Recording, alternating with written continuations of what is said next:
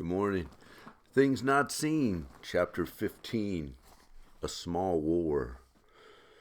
It's another Monday morning, and after 3 full weeks at home, a ringing doorbell is a major event in my life. So I drop The Lord of the Rings on my bed and trot to the landing at the top of the front hall staircase. I bend down to look, and I can see that Mom is standing in the front doorway. And I listen. "Mrs. Phillips?"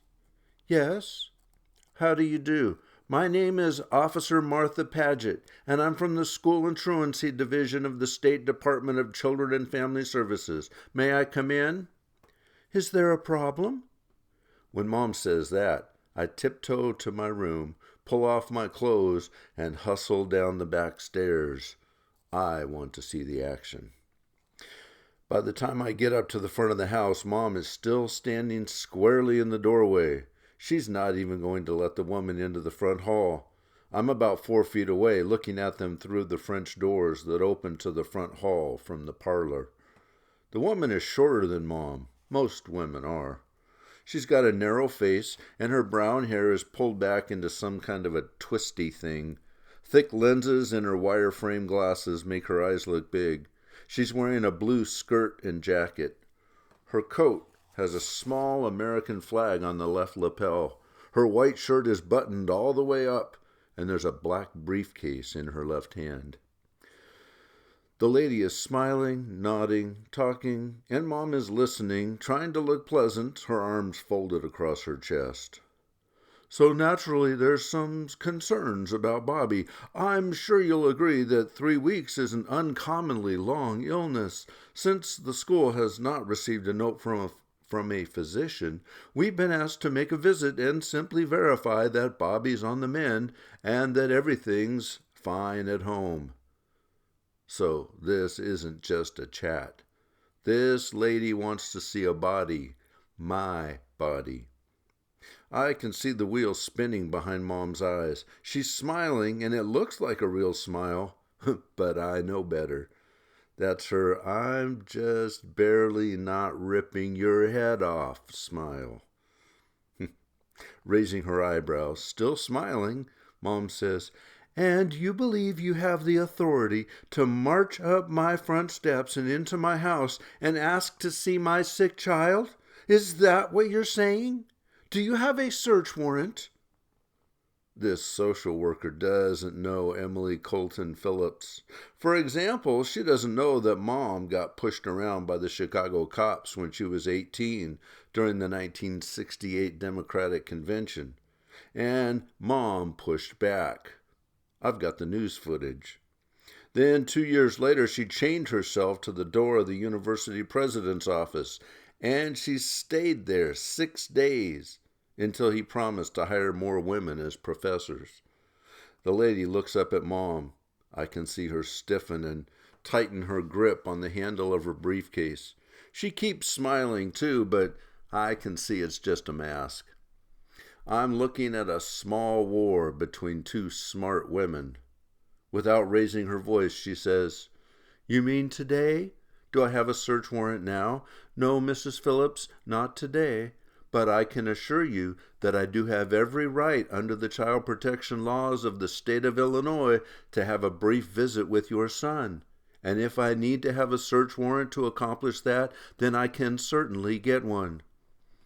Mom waves her hand as if to whisk away the idea. "Oh, don't mind me, Mrs. Badger." "It's Paget, Mrs. Paget," says the woman in blue. Mom laughs lightly, still smiling. "Yes, Miss Paget. Please forgive me. I must sound like I'm ready to call a press conference and accuse you of being a jackbooted government thug or something. It's just my old radical upbringing talking. Of course you can talk to Bobby. You could talk to him right now, except for one problem. He's not here." The lady looks surprised, almost as surprised as I am. She says, "Oh, I see. Do you mind my asking where he is?" She's stooping now, putting her briefcase flat on the porch floor. She opens it and takes out a pen and yellow legal pad. "Not at all. It's so cold and damp this time of year in Chicago. What with his illness and the accident and all, Mr. Phillips and I decided that some time away would be good for Bobby. He left Thursday to stay with a relative in Florida for a month or two." Ms. Paget is surprised again. "Florida?" She's standing up now, writing. Mom nods, smiles sweetly.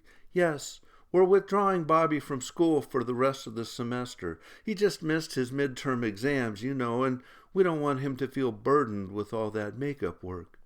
It's just too much right now, and his health has to come first."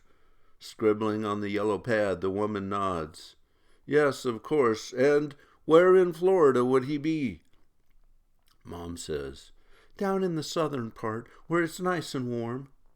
The woman frowns slightly, but keeps writing, and without looking up, she says, "And when do you expect Bobby to come home?" With a shrug and a smile, Mom says, "Hard to say.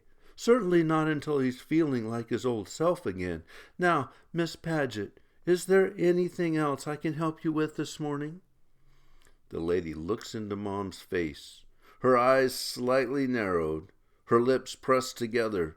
There's a pause, and the silence is filled with questions. Questions like, "Where is he really?" And, "Do you know how fast I could have a search warrant?" And, "You know this isn't over, don't you?" Then she bends down to put her pad and pen back into the briefcase. The latches click, she straightens up, looks Mom in the face, and said, "I think that's all the help I need today, Mrs. Phillips. Thank you so much for your time." Mom meets the lady's eyes and smiles. They both know that round one is over. Mom won. "You're quite welcome. Bye now." When the lady's heels have tapped across the wooden porch and down the steps, Mom turns around and calls softly, "Bobby?" I open one of the French doors. "I'm here, Mom. So now I'm in Florida, huh? Cool." "I can hear you smiling, Bobby, and you shouldn't be. This isn't funny." Mom moves quickly to the lace curtains by the front window and peeks out.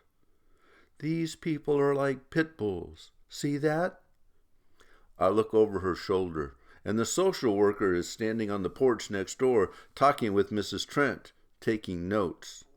"That lady is on a case. You are the case, Bobby, and your father and I. The school nurse and the Board of Health and the Department of Children and Family Services have got their little collective brain into a tizzy about one missing boy, and they're going to push until they get answers. This isn't funny." But I think it is. "Right, so what do they think? Do they think you murdered me and put me down the garbage disposer or something? Or maybe I'm locked in a closet? Come on, Mom, get real." Mom isn't smiling. Her face is so pale that the bruises under her eyes look bright as goldfinches. Her lips are tight, her words clipped. "No, Robert, you get real. You do not understand this situation. This is not a joke. This is the state. These people have real power, and they are not afraid to use it. Kids do get hurt by their parents and others, and someone's got to be allowed to look around if things are suspicious. And right now, our situation looks very suspicious. It's not going to surprise me one bit if that woman and 6 of Chicago's finest come back here in 1 hour with a search warrant and complete authority to tear this house apart, looking for one Bobby Phillips, male Caucasian, age 15 years, last seen by Mrs. Trent getting out of a cab on the evening his parents were involved in a car crash, when he was already supposed to be home from school with a severe case of the flu. Don't laugh about this. This is a real mess, and it's dangerous for you. I don't want these people taking you away from me. And now I've got to call Aunt Ethel." Mom runs to the den and calls her aunt and tells her that if she gets a contact from anyone asking about me, she's to say that I've been there since March 13th and that I arrived by train. Or maybe it would be a good idea to let her answering machine screen the calls for the next week or so, because if you don't talk to anyone, you can't very well be charged with perjury. And really, maybe the best idea is to go check into a nice hotel under her maiden name for a week or so. At our expense, of course. Would she mind terribly? And if you want to talk, please call her cell phone number. And when Aunt Ethel asks for details, Mom feels like she has to give them to her. So she takes about 3 minutes and tells the condensed version of how Bobby became a fugitive from the law. And Aunt Ethel is the only one so far who isn't fazed by the idea of an invisible teenager. She says something like, "Well, isn't that curious? He must fly down here at once so he can be my bridge partner." So now great Aunt Ethel is in on the secret. Mom's wrong about one thing, though. It's when she says that the social worker would be back in an hour with a search warrant to tear the house apart. Actually, it only takes Ms. Paget 45 minutes. End of chapter 14, or 15. 15.